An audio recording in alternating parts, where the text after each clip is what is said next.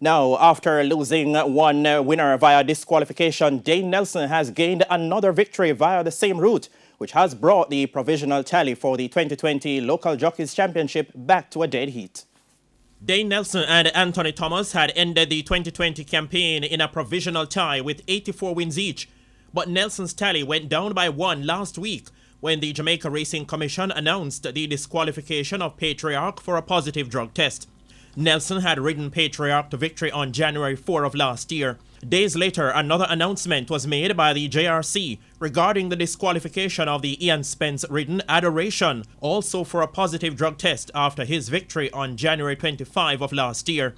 Nelson's agent, Lerone Lee, then discovered that his jockey's mount in that event would now be promoted to first. So while I was going through the past performances, I realized that Dane Nelson ran second on a horse named Jaquaris, who was trained by Richard Hazard at the time.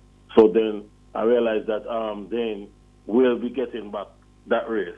This development has been confirmed by Chairman of the Jamaica Racing Commission, Clovis Metcalf. It was announced, but it had, it was about the disqualification of the horse, as the focus was not on the Jockey Championship, but on the decision to disqualify Adoration. And the final case has to do with Corazon. The appeal by champion trainer Anthony Baba Nunes into that disqualification of Corazon, who was guided to victory by Dick Cardenas on October 10 of last year, is expected to be heard in the next 2 weeks. That race was awarded to Mr. Universe, who was ridden on that day by Anthony Thomas. Meanwhile, the Jamaica Racing Commission has now granted a stay of execution to apprentice Daniel Thompson, who had his initial application delayed. He was banned for 25 race days effective this past Saturday for causing cruelty to an animal in the tunnel after the running of the 5th race on New Year's Day.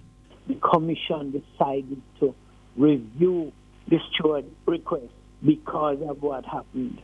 That review was undertaken, and just out of an abundance of caution and the fact that we cannot have an expeditious hearing of that appeal, it was decided to allow the stay of execution. So Daniel Thompson was given a stay of execution on Monday and is able to ride until the hearing of his penalty is appealed. The JRC is hoping to hear Thompson's appeal in the next 3 weeks. It's unclear whether Thompson will pursue any action regarding restraint of trade, having missed the race days this past weekend after his request for the stay of execution being granted was delayed.